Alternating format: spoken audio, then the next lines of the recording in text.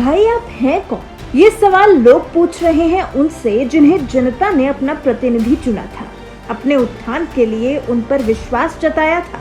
लेकिन जीतने के बाद जब फिर चुनाव में जनता के बीच वोट मांगने पहुंच रहे हैं तो लोग उनको पहचानने से ही इनकार कर दे रहे हैं। भाई जिसने अपनी जनता की सुध तक नहीं ली उसे पहचान कर होगा भी क्या?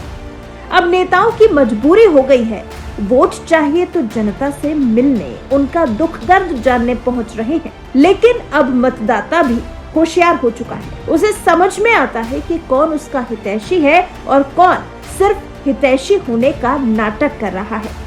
अब जब आप 5 साल बाद अपना मुखड़ा जनता को दिखाएंगे तो फिर आपको सिराखों पर तो नहीं ही बैठाया जाएगा। आपके खिलाफ जनता में आक्रोश होगा तो फिर दिखेगा भी तो वही। प्रत्याशियों को जनता दौड़ा ले रही है ये कहते हुए कि जब हम मुसीबत में थे तब तुम कहां सो रहे थे। पिछले दिनों में ऐसी करीब 10 से 11 घटनाएं सामने आ चुकी हैं जब ग्रामीण खड़े हो गए अपने तथाकथित प्रतिनिधि के सामने और सीधा सवाल दागने लगे। चलिए ऐसे ही कुछ घटनाओं के बारे में जानते हैं, बने रहिए हमारे साथ इस वीडियो के अंत तक। सबसे पहले बात करते हैं खतौली से बीजेपी प्रत्याशी विक्रम सैनी की। 2017 में विक्रम सैनी को लोगों ने खतौली से अपना प्रतिनिधि चुना था। अब बीजेपी ने उनको फिर से अपना प्रत्याशी चुना है। 19 जनवरी को प्रचार के लिए विक्रम सैनी मनव्वरपुर गांव पहुंचे थे। अपनी बिरादरी के लोगों के साथ चौपाल लगाकर बड़ी बड़ी बातें की, पाकिस्तान तक की बुराई कर डाली, नारे भी लगाए। लेकिन इधर उधर की बात कर रहे नेताजी को गांव की जनता ही मुद्दे पर लेकर आ गई। उनसे पूछा, 5 साल से तो नजर ही नहीं आए तो वोट क्यों दें? सवाल जैसे ही सामने से आया विक्रम सैनी साहब सकपका गए। स्थिति से खुद को बचाने की भी कोशिश की, लेकिन भलाई इसी में समझी कि चुपचाप वहां से निकल लिया जाए। किया भी वैसा ही। वोट मांगने पहुंचे, लोगों का मन टटोलने पहुंचे नेताजी खाली हाथ वहां से पैदल ही निकल लिए। अगले भी बीजेपी के ही प्रत्याशी हैं। भाई बीजेपी को 2017 में प्रचंड बहुमत जो हासिल हुआ था तो ऐसे नेताओं की भी संख्या बीजेपी में ही ज्यादा होगी। सिकंदरा राव से वीरेंद्र प्रताप सिंह विधायक हैं और बीजेपी ने उन्हें फिर से अपना प्रत्याशी चुना है। पता नहीं किस आधार पर, लेकिन चुना है। खैर उनका हाल तो और भी ज्यादा बुरा है। इनके लिए तो लोगों में नाराजगी और भी ज्यादा है। लोगों ने तो राणा साहब का घास और कपड़े का पुतला बनाकर फूंक दिया।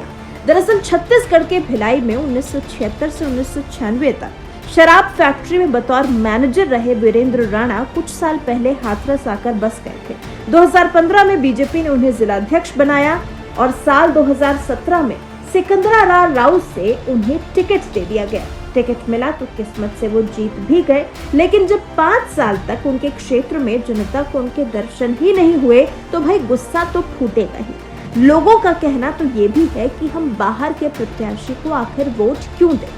अगले विधायक है पुरकाजी से बीजेपी प्रत्याशी प्रमोद ऊंटवाल का भी मुजफ्फरनगर के पुरकाजी में बड़े स्तर पर विरोध हो रहा है। अपने विधायक के खिलाफ लोग खुलकर नारेबाजी कर रहे हैं, कह रहे हैं हम भाजपा के पक्ष में हैं लेकिन प्रत्याशी स्वीकार नहीं है। लोग कह रहे हैं भाजपा में खोट नहीं, ऊंटवाल को वोट नहीं।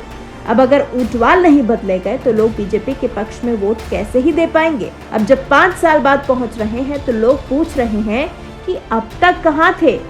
इनके बाद बारी आती है मथुरा की बलदेव विधानसभा सीट से प्रत्याशी पूरन प्रकाश की। ये भी बीजेपी के उन्हीं विधायकों में से एक हैं जिन्होंने जनता के लिए कुछ नहीं किया। बीजेपी ने 2017 में महावन से जीतने के बाद जब 2022 में बलदेव से फिर प्रत्याशी बनाया है तो खजूरी और रामपुर गांव में जनसंपर्क के लिए पहुंच गए। जैसे ही पहुंचे हैं लोगों ने विरोध शुरू कर दिया। पूरन प्रकाश 2017 से पहले आरएलडी में थे। 2017 में बीजेपी से टिकट मिलने के बाद महावन से चुनाव लड़ा और जीत गए। इस बार बलदेव से चुनाव लड़ रहे हैं तो लोग साफ साफ बोल रहे हैं उन्हें महावन में जरूर स्वीकार किया गया था लेकिन यहाँ नहीं किया जाएगा। लोग पूछ रहे हैं कि वो खुद ही बता दें कि टिकट से पहले यहाँ कब दिखाई दिए हैं।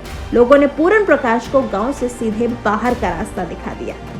अगला नंबर है मेरठ से बीजेपी प्रत्याशी मनिंदर पाल सिंह का। मनिंदर पाल सिंह के साथ तो गजब ही हो गया।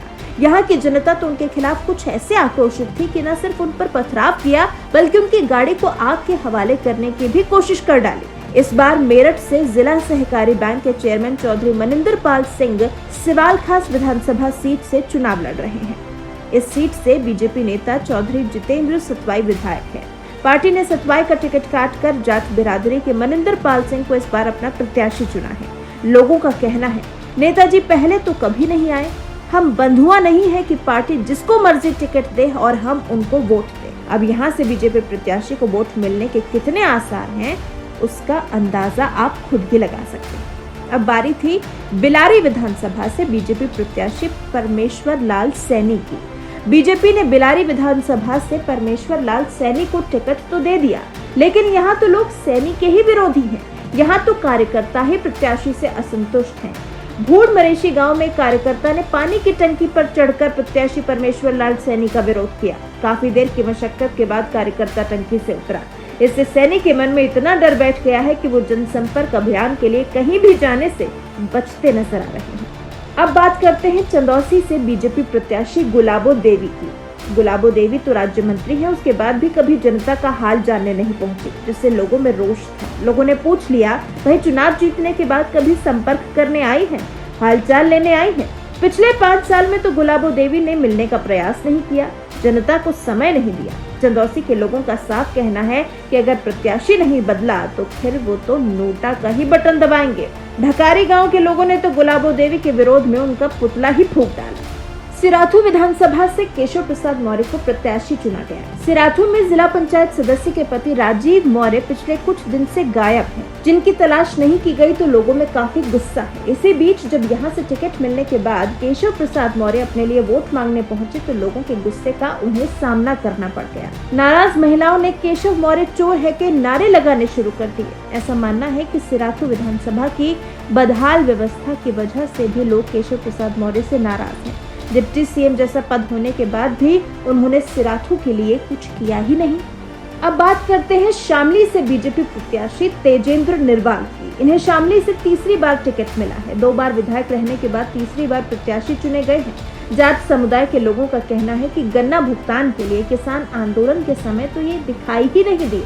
जब किसान अपने विधायक से बात करना चाहते थे तो ये छिपते दिखाई दे रहे थे। लिलौन गांव के ग्रामीणों ने अपने घरों के दरवाजों के बाहर लिख दिया है, इस मकान के अंदर बीजेपी वालों का आना मना है। अगर बीजेपी प्रत्याशी हमारे यहाँ वोट मांगने आएगा तो स्वागत लट से किया जाएगा। इस लिस्ट में कुछ एक समाजवादी पार्टी के भी प्रत्याशी हैं, जैसे बिजनौर की धामपुर सीट से सपा प्रत्याशी नईमुल हसन। धामपुर में नईमुल के पुतले जलाए जा रहे हैं। सीट से सपा नेता और पूर्व मंत्री मूलचंद चौहान का टिकट काटकर नईमुल हसन को प्रत्याशी बनाया गया है। ये वही है जिन्होंने 2018 के उपचुनाव में बीजेपी प्रत्याशी अवनी सिंह को 6000 वोटों से हराया था। नूरपुर के तत्कालीन विधायक लोकेंद्र चौहान की मौत के बाद वहां उपचुनाव करवाया गया था। लोकेंद्र चौहान ने नईमुल को ही साल 2017 में हराया था। सपा आलाकमान को लगा कि नईमुल नूरपुर सीट से हार सकते हैं तो धामपुर से टिकट दे दिया।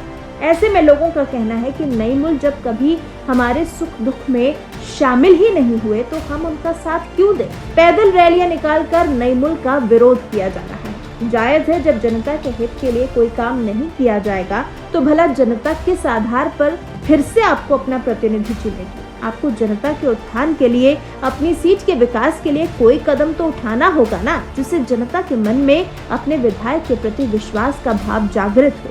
ऐसा कैसे संभव है कि जनता के लिए आप कुछ करे भी नहीं और जनता आपको सिर आंखों पर भी बैठाए। आपकी नजर में ऐसे कौन से विधायक हैं जिनसे आप असंतुष्ट हैं? अपनी राय हमें कमेंट कर जरूर बताएं।